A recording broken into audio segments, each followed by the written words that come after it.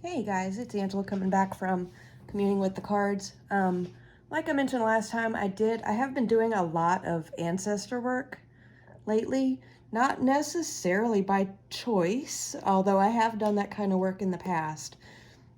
But it's kind of just brought itself back to the forefront with a vengeance. I'm not sure why, but it did happen. It's been pretty intense. So what I want to do today is you can see I've recreated a spread that I got at the beginning of this last round. It's been going on for a couple weeks now.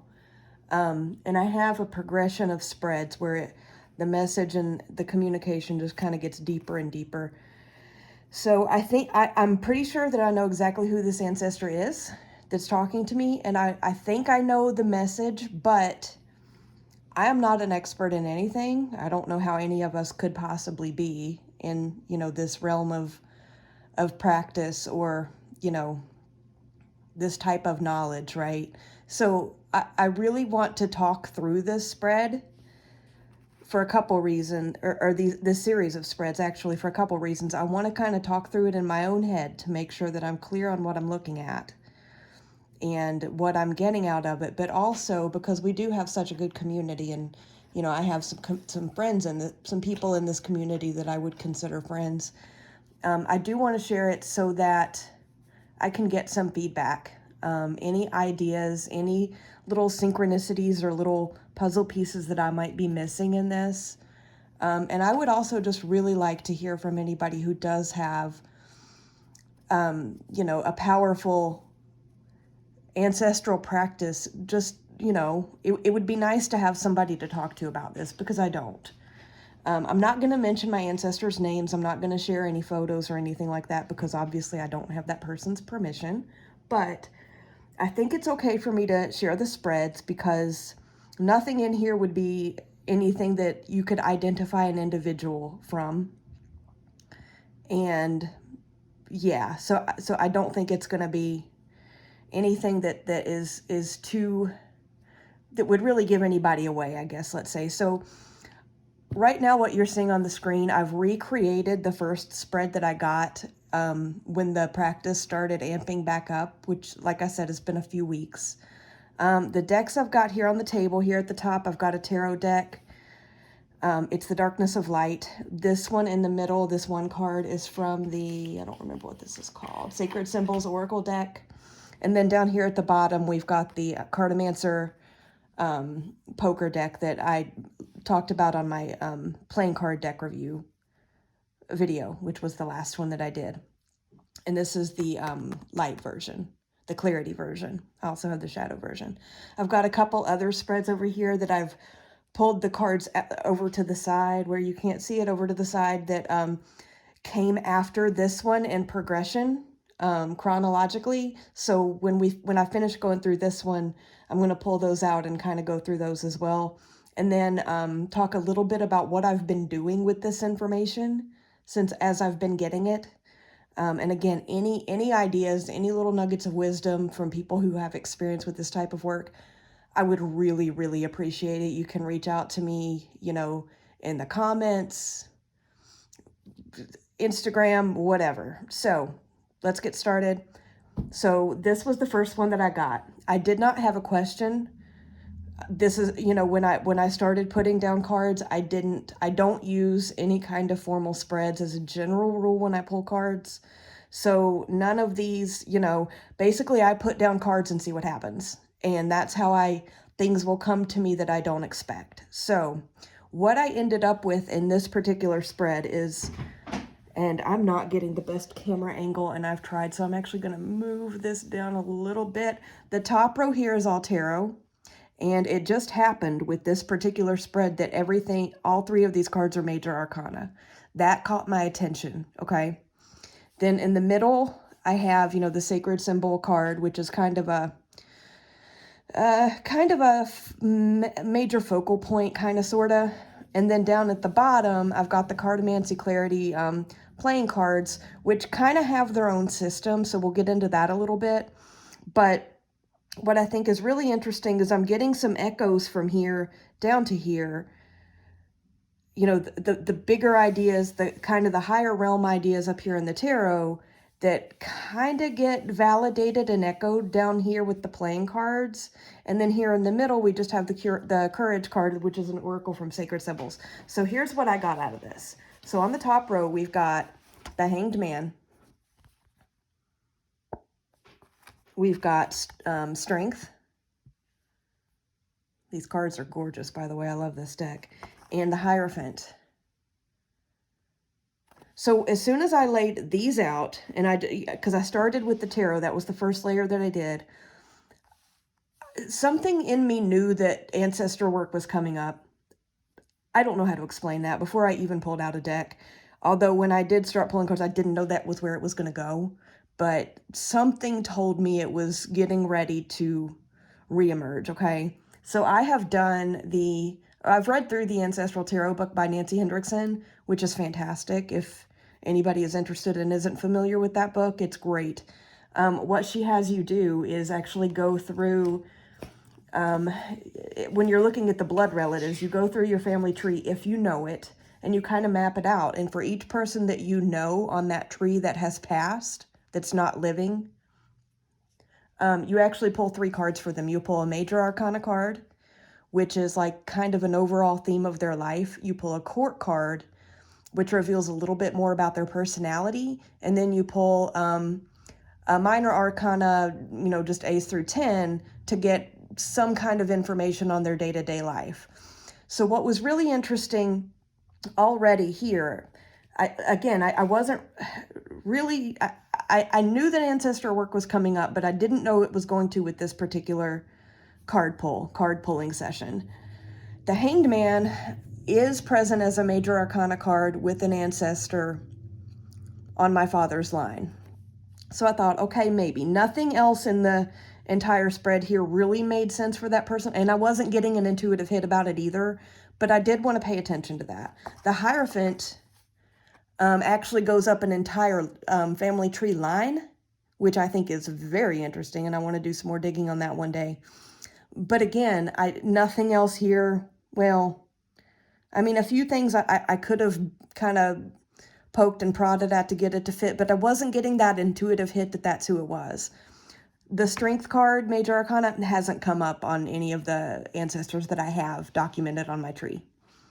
Then down here with the, you know, I got 1 chord and 2 minors. Down here in the playing cards, there is a Queen of Pentacles on a Queen of Diamonds, Queen of Pentacles on my tree, but again, I wasn't sure. There's a couple 10 of Pentacles, and they kind of span both sides, and I don't have any 9 of Cups. So right off the bat, I was seeing echoes from both sides of my tree. So I was like, okay, well, is this, but somehow I just knew once the cards were on the table that we were working with ancestor energy. I just didn't know who, I didn't know what it was going to be about, and I didn't know where it was going to go. So I had to figure it out and, you know, unravel this mystery kind of. So I did in my journal, let me pull that over. This is my ancestral journal that I use for my ancestor practice. This is the spread. I don't have, you know, a camera to print out photos or anything like that. I don't have a printer to print out photos of my spreads, but I do write them down, and I keep track of, you know, what the cards are and what the decks they're from. And it's hilarious because right under the date, I just wrote goodness because it got intense. I have a few other notes about what happened. Oh, one thing I do want to point out that was a strange thing. I've got it kind of written up here. I can't even read my handwriting. I'm sure nobody else can. But when I was shuffling the Darkness of Light, or just starting to shuffle it, I had just taken it out of its bag, and I was starting to shuffle it. All of a sudden, one of the cards just kind of flipped itself over to where I could see the front of the card, and it was the 10 of Pentacles. Well, the 10 of Pentacles is about, to me, the way that I interpret it is about legacy and family and legacy and things that you pass down to family after you're gone, or even, you know, while you're still here, but, you know, of an older generation. So right away I knew that that's what was coming with this card pull. So that was interesting. So going through here, I did a first impression where I kind of notated some of the things that I just walked you guys through, you know, that I've seen this card show up on the tree. I've seen this card show up multiple times on the tree. and et cetera, right? And I was like, but I even wrote, I was like, I'm not really feeling this, right? And then I have a second thought, this was showing up over here. Yeah. And then I have a third level over here, and then I have a fourth level, which is interesting. And then finally I got to level 5, and then I wrote a story, ? And just started telling the story that really started to make sense. And it almost felt like all the pieces were falling into place from a puzzle. So again, I'm not going to give out any names of my ancestors, but this was someone on my paternal side, somebody that I did briefly know when I was a very, very young child before they passed. So, okay. Once my mind clicked, and I kind of, after going through all those layers of thoughts and, could it be this person? Could it be that person? All these different layers of, trying that out. Once something clicked, then I started to read the cards. So what I got with my top row, we've got the Hanged Man, we've got Strength, and we've got the Hierophant, okay? The Hierophant, to me, it can, I mean, I see the interpretation that, a lot of people do associated with it, that it's about organized religion or, dogmatic religion, things like that. That's not really how I've ever resonated with the Hierophant. To me, it's more of a storyteller, a pass down of oral traditions, lore, traditions, ritual, things like that, which I'm going to go into the crisscross in a minute. Okay, so straight across the top row of the tarot, we've got the Hanged Man, we've got Strength, and we've got the Hierophant, okay? Strength, in this particular draw for me, with the person that I figured out that I was pretty, 90% sure I was working with here, really did indicate strength. This was a very strong person. He was a very strong guy. And then, right under that with the Sacred Symbols card with Courage, absolutely. These two went absolutely hand in hand and was part of what clued me in. The Hanged Man, pardon me, I need a sip of beverage real quick. Okay, so the Hanged Man, what was coming, there was a word that just kept repeating in my mind when I was looking through this with the Hanged Man, and it was interruption. It was interruption of movement, of forward movement, of development. And again, that's not always how a little white book is going to translate the card, but that's how it was coming across to me. It was an interruption of movement and progression and growth. So we have a strong and courageous person who's been interrupted in their growth cycle or their development cycle, kind of, sort of, maybe their soul path cycle. And then stories and traditions about it. Maybe that's what this spread is giving me, is the stories and traditions, that oral history about whatever's going on here with this person, okay? So then we take it down a notch down here to these minor arcana cards at the bottom, the playing cards. So we have the Queen, the Queen of Pentacles, which, again, this deck has its own system, is the Mother of Earth. And then over here we have the Nine of Hearts, and I know I'm skipping that middle card for a second, but we'll come back to it, which is Animus, which is, male. That tells me that so the Queen of Diamonds, the Mother of Earth, in this thing, it is about a strong connection to Earth. The person that I think is coming through in this reading was very much connected to Earth. Worked a farm, also worked in coal mines, beneath the earth. Yes. But the queen suit, the gender of the suits, typically doesn't mean much to me. I mean, I think it's more about the elemental associations. I mean, Queen of Earth would be water of earth, right? Queen of Pentacles would be water for the queen, earth for the suit of Pentacles. But anyway, but then I got this Nine of Hearts over here, which almost was like, yeah, but I'm a guy, which is fine. It also stood out to me that I did get a card that was specifically called Animus, the masculine, because that was almost like an extra little reminder, an extra little nudge that this was on the paternal side of my family tree. Okay, so then we have the 10 of Pentacles, or yeah, the 10 of Diamonds, which would be 10 of Pentacles. And this one is about separation. And this one is titled Separation in this deck, okay? So right away, this jumped out at me because like I mentioned before, as soon as I was shuffling this deck before I got started, the tarot deck, one card flipped itself around to be revealed, and it was the 10 of Pentacles, which to me is about legacy, you know, heredity and things like that. And the equivalent of the 10 of Pentacles came up in this deck, although in this one, it's titled Separation. So, separation and interruption. That's an interesting tie, right? So yeah, all of these things are very interesting to me. I'm going to try to move this back so you can see more of it. I'm moving my equipment around a lot. I apologize. I don't have a great setup. Okay. That's probably going to be about as good as I can get it. Okay, so this was the first spread. Kind of what I got is there was a very strong and courageous person whose path somehow was interrupted. We're telling a story about it.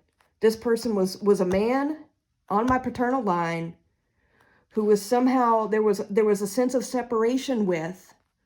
There was an energy of separation in his lifetime here on Earth as my blood relative, and he was strongly associated with the Earth. Okay, well that makes sense to me. Like, I can work with that. So I'm going to put these away, and I'm going to pull out the next spread and get it recreated here on the mat. So this one, I used the same tarot deck.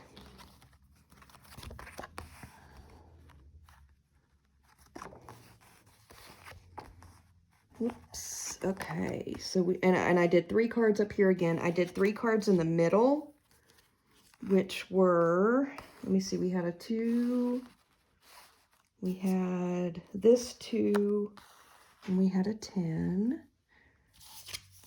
And then down here, I need more space. I was not reading in this space. I was reading actually on my coffee table. Let me see if I can adjust a little bit here. One day I'm going to learn some setup skills, guys. Just not today, apparently. Okay, that's about as good as I'm going to get it, I think. Okay. So again, we have, up here we have the Darkness of Light Tarot again. And I've got 3 cards. In the middle, I have 2 separate decks. These are the Cartomancy Shadow Edition, which is just the darker version of the one that I had in the last spread. This is from the Open Portals deck, which is another playing card-esque deck that has its own system. And then down here are the Conjure cards that I was gushing about on my deck review, on my playing card deck review video that I did a few days ago. So, again, we get some really, really interesting stuff up here. A really, really powerful message up here at the top. I'm going to do this even though it's going to be annoying. I'm so sorry. We've got the Tower, we've got the 7 of Swords, and the Devil. Okay. 7 of Swords is one of those cards that I never quite know what to do with. But anywho, in this one, I read it completely intuitively. So what I was seeing when I looked at the top row of this spread, which is just this tarot layer, I was seeing the Tower, which is a huge disruption, which echoes back to interruption that was coming into my head when I looked at the Hanged Man in the last spread. Over here, I'm seeing the Devil, which is, well, I mean, it's the devil. It's temptation. It's being bound by bad habits and things that you know aren't good for you, but you cling on to them anyway. What was hitting me with the 7 of Swords, especially the way that it's depicted in this deck, this guy looks like he is running away for his life, and he is taking everything that he can get his hands on as he escapes. It looks like he's trying to escape from something to me, okay? I know other people probably have different ideas about the 7 of Swords, relating to like trickery and deceit and things like that. That's not how I read it when I looked at this, and I spent a lot of time looking at it because Yeah, so what it looked like to me, so if you look at this Tower card, the lightning is coming from left to right, or from left to right. The smoke is also moving in that direction. So you've got the lightning going this way, the smoke coming this way. They're both of those things are moving in the direction of this center card. In the Devil card, the Devil is almost pointing again toward this center card. The way that I looked at this, and it just would not go out of my mind no matter how I tried. This guy, it feels, this figure feels trapped by these two energies, and he is trying to run for his life to get out of this situation. Okay? Then we go down to the next level, which is the Cartomancy Clarity and the Open Portals. And here I got the Two of Spades over here on the left-hand side. And the tag for that one is called Discovery. Then over here, I've got the 10 of Spades, which says Champion. Okay. Then in the middle, I got the Two of Hearts, which is the portal for the inner being. Then down on the bottom row, let's go through this since we already went through the top row. So what I got with this, so the second, what I have here, what I have written in my notes on this spread is that the second row is tied to the first. It's a continuation. Well, this whole spread is tied to the first reading that I got that we already went through line by line. The person let's back up to the tarot. I'm sorry. So like I mentioned, there's a tower, destruction situation happening over here. There's a devil being almost an entrapment of a different kind than the Hanged Man happening over here. There's this guy in the middle running for his life trying to get out of both of them. Okay. The person that this reading, I'm 99.9% sure at this point, is about, served in the war. He served in a large war. I'm not going to go much more into that. When he was very young, he actually may have stretched the truth a little bit on his enlistment records, because he was not actually old enough to join the military, but he wanted to go and serve his country, so he did. Other family members who knew him will have said that he would not talk about it in his entire lifetime, what he experienced in the war. Wouldn't talk about it. If he was asked, he would get real quiet and leave the room and go outside and find something to work on. And that was that. Something happened, okay? That's how I'm reading the Tower. When he got back from the war, he was still a very young man. He got married, he had a family, he got a full-time job. When he wasn't working his full-time job, he was running a farm for his parents. And I almost got a feeling, even though I don't really have a card to reflect it, that I feel like he's telling me somehow that was what kept him sane when he came back, was having all of that, keeping him busy every minute, every day, so that he didn't have time to think and to process this. Another layer that came into that when he got back from the war is that he became quite a heavy drinker. Yeah. So there's the devil, and he just wanted to escape it all, but he was stuck. If we think back to that last spread, the first spread that we went through, he was stuck as the Hanged Man. He couldn't get out, or he didn't know how. His progress at the soul level was interrupted by this. Okay. Now we're going to move down to the second line, like I said. So I already showed you the cards that I got, right? So, okay, so the Two of, bear with me for just a second. So we've got the Two of Spades, which is discovery. This almost goes back to this in my mind ties back to the Hierophant card that we saw in the first spread, because it's discovery. I'm learning something new. I didn't know a lot of these things about this person. And the Hierophant in the last spread intuitively to me said, I'm going to tell you the story. I'm going to pass down the information and pass down the family lore that you don't know about, okay? So that's the discovery for me here. The 10 of Spades, I don't really know. I'm not sure what to do with this one yet. Let me see what I have, if I have anything.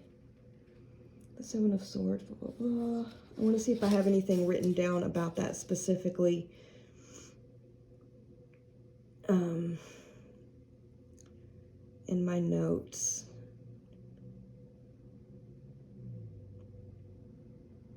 Okay.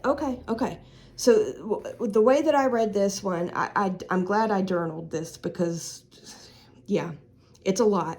The way I read this is the top row of the tarot, the Tower, 7 of Blades, Devil, is talking about him and what happened.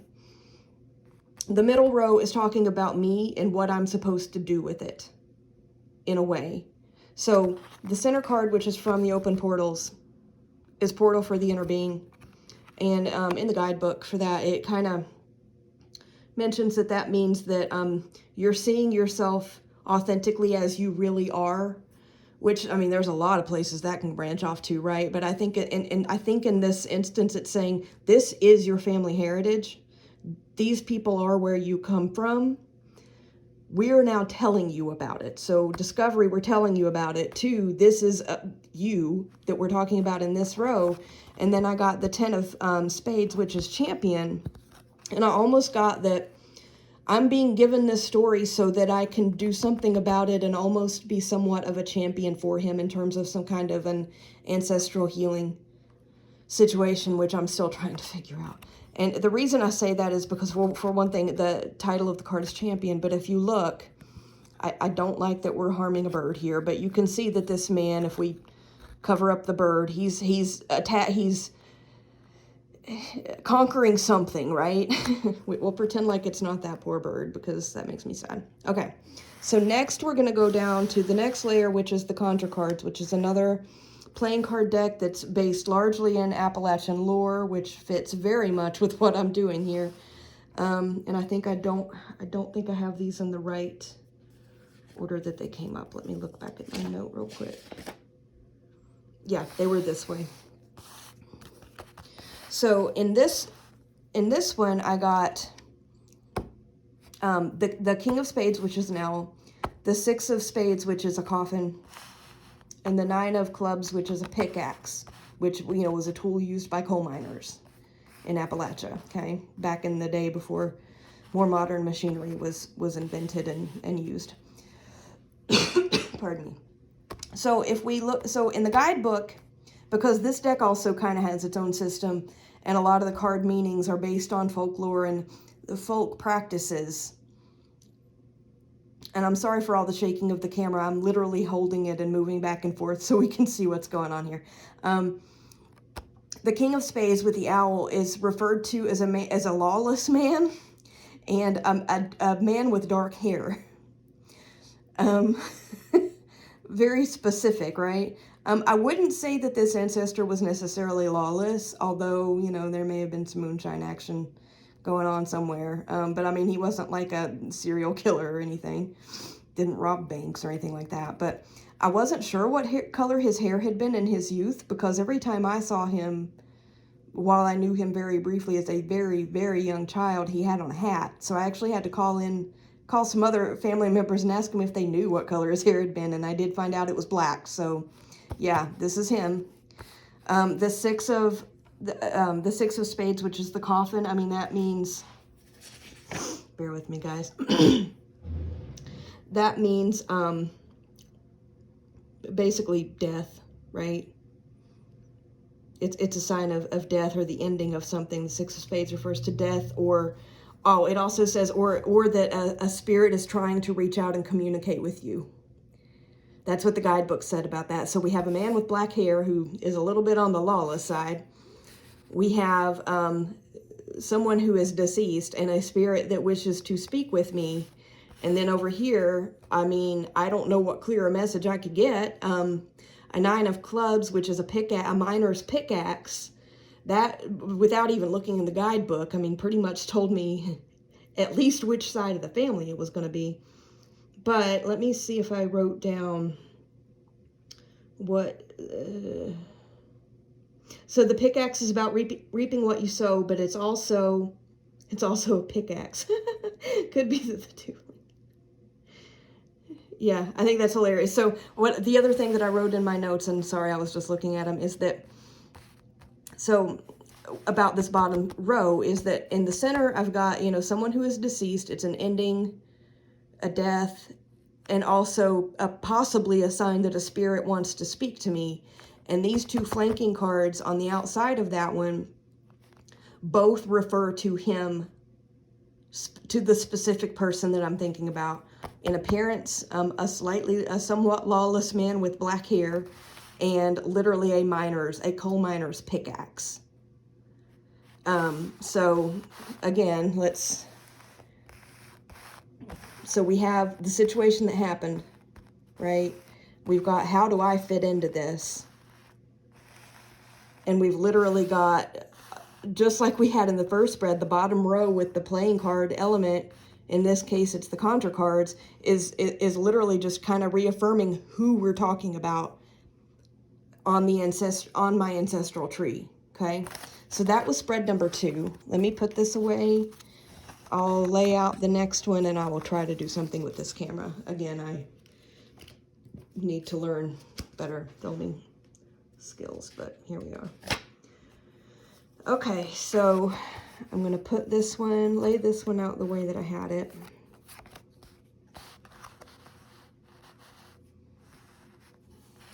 And again, no specific spreads or anything like that. But when I went into everyone except for the first one that I showed you guys, like I did have the intention that I was going to look into this ancestral situation. Bear with. Okay, here we go.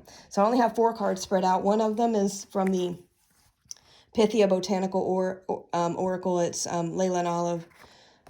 My Darkness of Light, again, it just is working really well for ancestry work and also for shadow work. I've got the open portals and the conjure cards again. So this was the third, chronologically, this was the third pull that I did. The first card that I got from the Pythia Botanical was Hyssop, which is cleanse. And it means almost to purify, you know, that kind of an energy.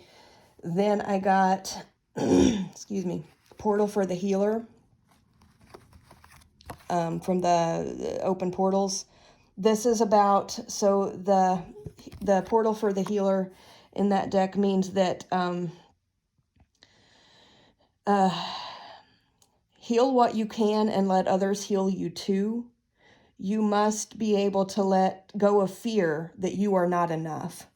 This hit me really hard in this draw, because when I was getting, especially after that last one where that middle row of cards was saying that almost, it was identifying me as being part of the story that's being told, but it was also had that one, that far right card that was the Conqueror that said, you know about, here you are, we're talking about you. You're being given the knowledge so that you can conquer or solve the problem. And that scared me, because I don't know that I can do that. I mean, what am I supposed to do about this? I don't know how to do ancestral healing. I'm not experienced or learned in that. Apparently I need to become learned in that now, but so I was feeling terrified, and like I wouldn't be able to help with this. So the fact that, you know, the guidebook specifically in this card said, you must be able to let go of fear that you are not enough. Heal what you can and let others heal you too. This was powerful. And then especially with cleanse on top of it, which, you know, is another sign of healing that needs to be done one way or another. So then over here with the tarot, we got the eight of blades, which, you know, is entrapment. You're tortured by your thoughts. You're kind of holding yourself hostage from moving because you're too scared to take a step, even though you're able to get out. Your thoughts are holding you hostage, basically. You're entrapped. Well, that goes straight back to the Hanged Man, right? that we saw in the very first spread. So this is just reiterating that again.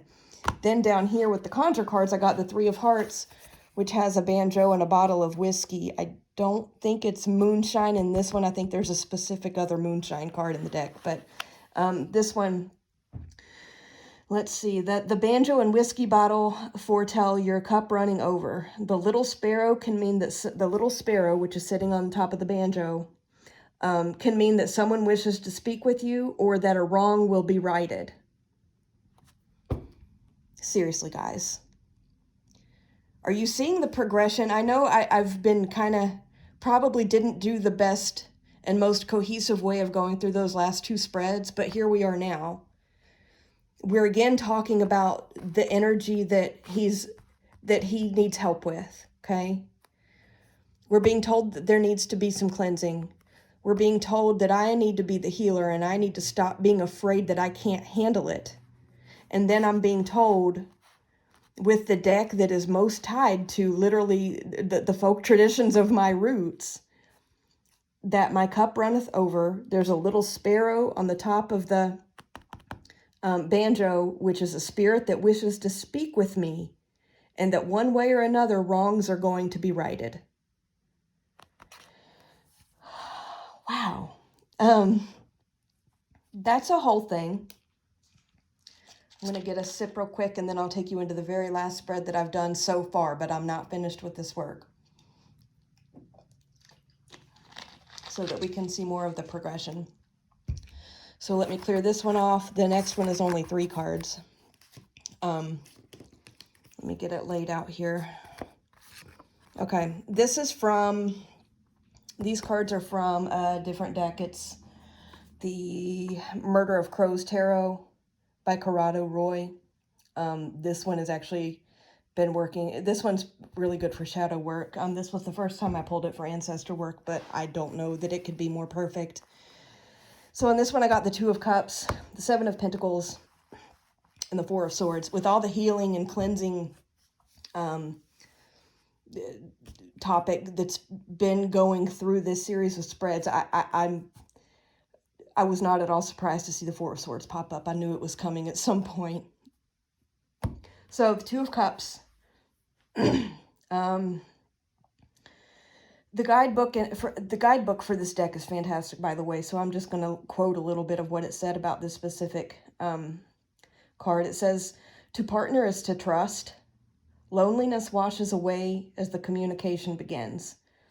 And I think, I don't remember if this deck's specific guidebook had keywords or if I pulled keywords just from my brain or whatever, but kind of like connection. Building a connection with another person. Obviously, it does not have to be romantic. So building a connection. This one hit me really hard because, again, this person from my ancestral line that I'm working with right now, kind of surprisingly out of nowhere, is somebody that I really didn't know very well, and I certainly didn't know very long. And so I never had much of a relationship or a connection with this person while he was alive. And I can tell you the last couple weeks, I feel very connected to him. So this card coming up made my heart grow a size or two. Okay. The next one I got was the Seven of Pentacles. This is another card that I always kind of struggle with a little bit, but from the guidebook, I thought there were some interesting things in the guidebook for this card, for this deck. Not necessarily ones that I've seen in other tarot books, so I'll just read you what it said. It said, within the earth are ancient devices, long forgotten and requiring deep study. The patient and the wise know that the secrets will unfold in time. You make yourself familiar with the spinning wheels and meshed gears, calculating how to adapt them to your designs. What caught me in there was that when it said the patient and the wise know that the secrets will unfold in time. And also when it was talking about, long forgotten and requiring deep study, this is work that I'm going to have to do. I think this is referring to work that I have to do, not only to unravel a little bit more of the story, and if I can find out, more specifically what exactly happened, maybe in the war, or maybe even after he got home from the war, more specific stories, if I can find, more stories from family, or, anything I can find out to unravel the mystery. But also that, it also struck me that it said that it was long forgotten. And so I wonder if maybe that's not part of why he's reaching out now. And why, I honestly, I still don't know why. Why me of my generation? Maybe because I am a little bit more receptive to spiritual energy, maybe. But anyhow, and it also mentioned that, there was going to be deep study necessary to do the work that's needed. And that's actually where I'm going to ask for some help from anybody watching this after I go through, this last card, obviously the Four of Swords. Could there be a more perfect card to pop up in this sequence of spreads? So, I mean, let's see, the guidebook specific, I mean, the Four of Swords is about healing is about healing, let's just say. But the guidebook specifically, at last the quiet penetrates you without troublesome dreams. Sleep brings peace that can restore you in the fullness of time. So what I got, the full picture that I got with this spread is a connection has been made, a deep connection, a partnership, one that's based on respect and caring, right? So the connection has been made. There's some work that I need to do. And that work will hopefully, I can come up with a way, I can learn a way to help him get to this point where he can have peaceful rest. Wow. Okay. You can tell my voice is getting hoarse. So, one more that I actually don't have in my notes, but I pulled this one yesterday. I do have an Agam deck. Don't think I've shown it on any of my videos, but I did want to pull it out just because trees. I like some good trees. I thought it was absolutely fascinating, the message that I got from this one. This one is I don't know how to pronounce the Agam, so bear with me. This one is, I think it's called Baith or Beth or Baith. It means it's associated with the birch tree, and it means again, purification, cleansing. This one is, I think it's pronounced Sail. It's associated with the willow tree, is its tree, that its companion tree. And it's about protection, sheltering, that kind of thing. And then the last card that I pulled was, I think this one is pronounced Adad. And it's, you can see it has, the image has a DNA drawing there in the center. And that one literally is talking about history, ancestry, legacy, etc. So purifying the cycle of ancestry and heritage. I don't know how much clearer of readings I can ask for here. Okay, so while we're going there, I am going to show some really kind of funny things that are probably going to make some people giggle, because I'm being asked to heal this man somehow, to do some ancestral healing. I have no idea how to do this, y'all. I know a little bit about his life. I know that he did like the moonshining business. So I have some Virginia Lightning corn whiskey. I know that he did chew tobacco, and he was a farmer. There may or may not have been tobacco on his farm. I don't think so, but it's possible. So this is literally a twist plug of tobacco, of chewing tobacco. And then this is loose chewing tobacco. It used to be called the Red Man brand, and it was renamed to be a little bit more culturally sensitive and kind. So it's now called America's Best. I think this may have been what he actually used, but I'm not sure.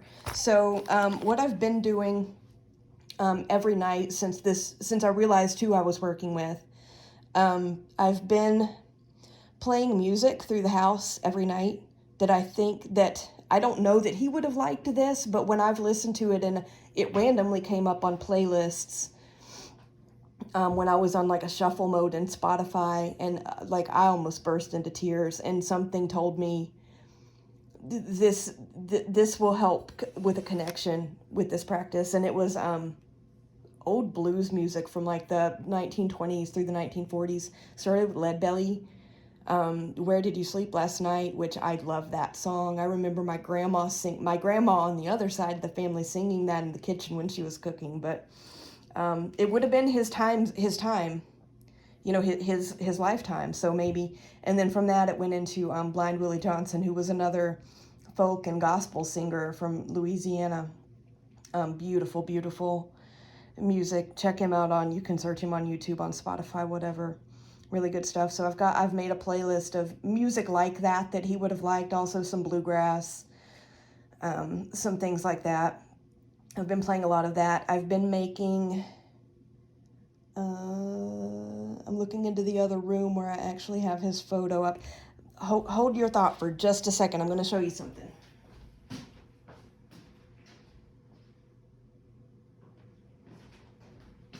So this is probably, what I'm about to show you probably looks disgusting, but this is a little votive holder with water, a pinch of coffee, and some of this tobacco. And I've got a tea light in it. And I light the tea light and literally let it burn until it stops, until it goes out of its own accord. So I've been lighting one of these for him every night. I'm trying to figure out how to incorporate this. I'm not familiar with this type of tobacco. And honestly, this is the first night that I've had this. I'm going to make a horrible admission that I am a smoker.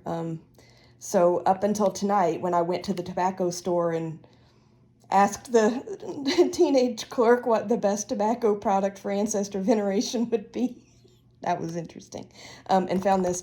I'd been actually just kind of rolling out a little bit of the tobacco from my menthol cigarettes into this, but I always knew like he wouldn't have wanted menthol, so I did make a trip to the store today to get some things that I thought he might like more specifically. If any of you guys know how I might be able to use these things to honor him, or to, you know, at least let him know that I care and that I am thinking about him, please, you know, if you have any experience, let me know. I'm not sure about the moonshine because I did have the devil card in that one spread. I don't know if it would be appropriate to offer this, or if maybe I should stick with the coffee again. But I mean, I know the man liked his moonshine, which is why I did get a bottle. I have no idea what I'll do with this if I don't give it to him, but that's another story. Again, any ideas, any opinions, any experiences, please share with me. I am going to go to the cemetery this weekend and visit, and probably take him some tobacco and some coffee. And if I learn any more about if I should do this or not, maybe I'll probably take him, you know, some flowers and things as well, and just kind of talk to him for a while. But that's mainly what I wanted to talk about. I'm sorry, I know my videos are boring, especially when I get to the end and start rambling and you're literally just looking at a still shot of tobacco and moonshine. I apologize. You might be able to tell just from my excitement level.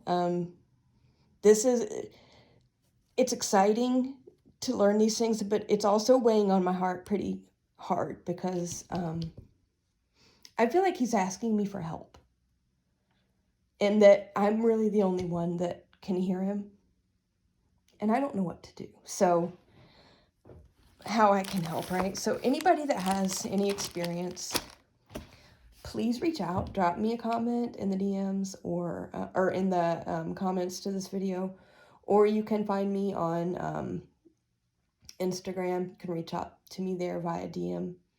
I would be very interested to learn from anybody's experiences or knowledge about this topic, about ancestral healing or veneration of any kind, because I want to be able to help him. I feel like he's asking me, and I want to be able to do something. So thank you guys for listening to my ramble. If anybody has any information, any experience, or has any interest in the video and big ramble that I just threw at you, you know, let me know. I can, you know, depending on how much further this practice goes, I'm not giving up on it. So we'll see. I'd be glad to, you know, keep posting these updates. Hopefully I can do them in a little shorter bursts and not throw an hour, close to an hour's worth of ramble and multiple spreads at you. But again, I really appreciate anybody who's watching. So thank you much. Let me know if you're interested, and I'll try to be better. I'll try to have my filming skills better next time and be a little bit less rambly and emotional. But thank you so much. I appreciate you, and I'll talk to you again soon. Bye-bye.